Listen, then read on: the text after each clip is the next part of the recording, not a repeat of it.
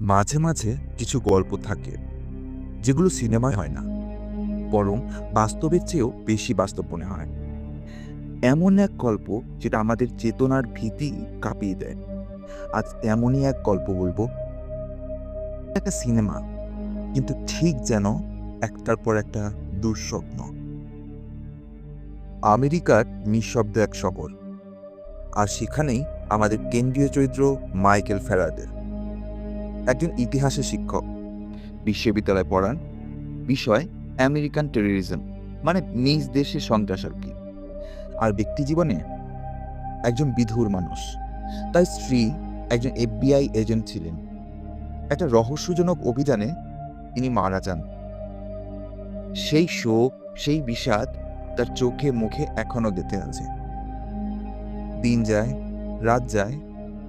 একদিন তার প্রতিবেশীর ছোট্ট একটা ছেলেকে রাস্তা থেকে আহত অবস্থায় উদ্ধার করে মাইকেল।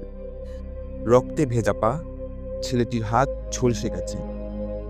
দেখে মনে হচ্ছে কিছু একটাতে বিস্ফোরণ হয়েছে।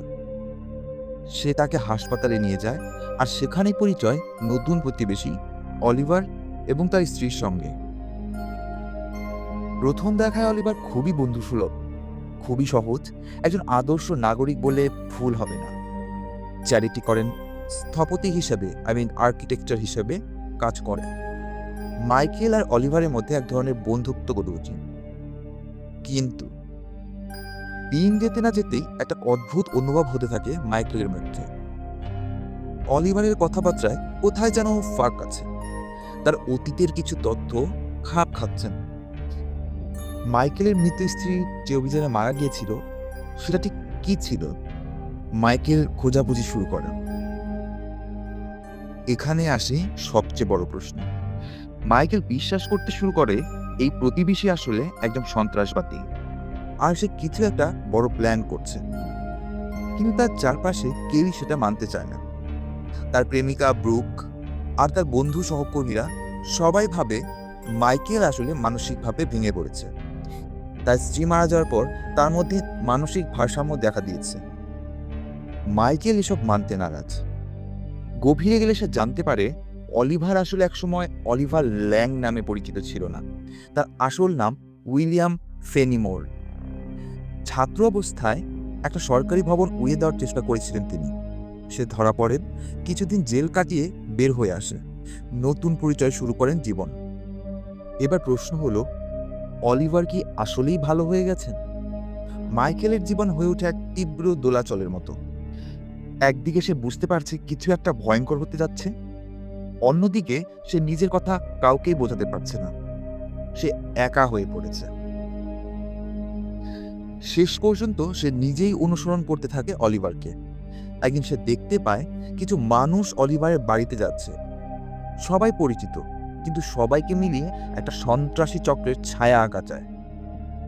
মাইকেল সবকিছু জেনে বুঝেও কিছুই করতে পারে না। এদিকে সে আরেকটা খবর দেখতে পায় যে এফবিআই সদর দপ্তরে একটি বড় মিটিং হতে যাচ্ছে, আর তার ধারণা এই মিটিংই টার্গেট।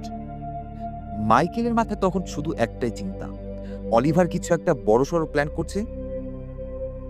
এফবিআইকে সে অনেকবার জানিয়েছে, প্রমাণ দেখিয়েছে, কিন্তু কেউ বিশ্বাস করেনি। তাদের কাছে মাইকেল একজন অবসেসড প্রফেসর, যার নিজেরই মানসিক ভারসাম্য নেই। প্রতিবার যখন মাইকেল কিছু বলে, অলিভার যেন আগে ভাগেই জানে, আর এমনভাবে নিজের দোষ ঢাকে যেন কিছুই হয়নি। কিন্তু এবার মাইকেল ঠিকই ধরে।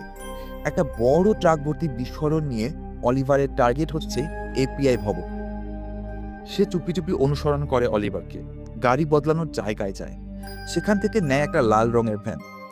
মাইকেল গাড়ি নিয়ে ছুটে চলে এফবিআই অফিসের দিকে, কারণ সে সেটা থামাতে চায়। কিন্তু এই মুহূর্তে গল্প নেয় এক ভয়ঙ্কর মোড়। মাইকেল সিদ্ধান্ত নেয় সেই বিস্ফোরণ থামাবে। সে ছুটে যায় একা, গাড়ি নিয়ে তীব্র গতিতে।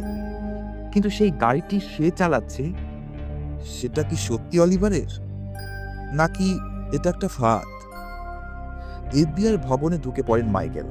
মাথার মধ্যে শুধু একটাই চিন্তা, এইবার সত্যিটা প্রকাশ পাবে, এইবার সন্ত্রাসীরা ধরা পড়বে। সে ছুটে গিয়ে পার্কিং লটে চলে যায়। গাড়ির ভেতর তখন সেই রহস্যময় বক্সটা, যেটা সে নিজেই এনেছে প্রমাণ হিসাবে। কিন্তু ঠিক তখনই বুম, এক বিকট বিস্ফোরণ। এফবিআর ভবনের অধিকাংশ অংশ ধসে পড়ে। আগুন ছড়িয়ে পড়ে চারপাশে, আতঙ্ক ছড়িয়ে পড়ে পুরো শহর। আর মাইকেল, সে মারা যায়। তার দেহ ছিন্ন ভিন্ন হয়ে যায় সেই বিস্ফোরণ। পরের দিন খবরের শিরোনাম, এক মানসিকভাবে বিপর্যস্ত অধ্যাপক মাইকেল ফ্যারাডে নিজের গাড়িতে করে বিস্ফোরণ নিয়ে এফবিআই ভবনে ঢুকে আত্মঘাতী হামলা চালায়। আইন শৃঙ্খলা রক্ষাকারী বাহিনী নিশ্চিত করেছে সে একাই এই হামলার পেছনে ছিল। আর কেউ ভাবে না যে সত্যি কি কারো বিরুদ্ধে প্রমাণ জোগাড় করেছিল। কেউ ভাবে না সে চাইছিল মানুষকে রক্ষা করতে। সবাই ভাবে সে ছিল এক মানসিক বিকারগ্রস্ত আতঙ্কবাদী। আর এই জায়গাটাতে আসে সিনেমার সবচেয়ে গা শিউরে ওঠা মুহূর্ত। এটাই ছিল অলিভার ল্যাংয়ের আসল পরিকল্পনা। সে এমনভাবে পুরো ঘটনাটা সাজায় যাতে মাইকেল নিজের মৃত্যুর কারণ হয়। একটা নিরীহ সাধারণ মানুষকে এমনভাবে ফাঁসানো হয় যেন সারা দেশের চোখে সেও হয়ে ওঠে একজন ভয়ঙ্কর সন্ত্রাস। আর অলিভার, সে আবার নতুন কোনো আর্লিংটন রোডে চলে যায়, আর নতুন কোনো মাইকেলের খোঁজ নামে, যাকে ব্যবহার করে আবার একটা হামলা চালাবে, আরও নিখুঁতভাবে, আরও নিঃশব্দে। সিনেমার শেষ দৃশ্যে মাইকেলের ছেলে গ্র্যান্ট দাঁড়িয়ে থাকে সেই অন্ধকার বারান্দায়। তার চোখে ভয় আর ভেতরে এক প্রশ্ন, আমার বাবার মতো আমি কি সত্যিটা বোঝার ক্ষমতা রাখি, নাকি আমিও একজন ভবিষ্যৎ টার্গেট? এটাই ছিল আর্লিংটন রোডের শেষ, একটা আলোর মতো সত্যকে অন্ধকারে কৌশলে চিরতরে মুছে ফেলার গল্পে। সবকিছু চোখের সামনে ঘটলেও সত্যিটা আমরা বুঝি অনেক পরে, আর তখন বলার আর কিছু থাকে না। এই ছিল আজকের রহস্যময় গল্প। আমি সাফায়েত, আপনি দেখছিলেন ব্লু অ্যান্ড ক্লাইম্যাক্স বাংলায়। এমন আরও অজানা, অন্ধকার, গভীর সত্য জানতে সাবস্ক্রাইব করুন ব্লু অ্যান্ড ক্লাইম্যাক্স বাংলায়। আর মনে রাখবেন, সবচেয়ে অজানাটা এখনো বাকি।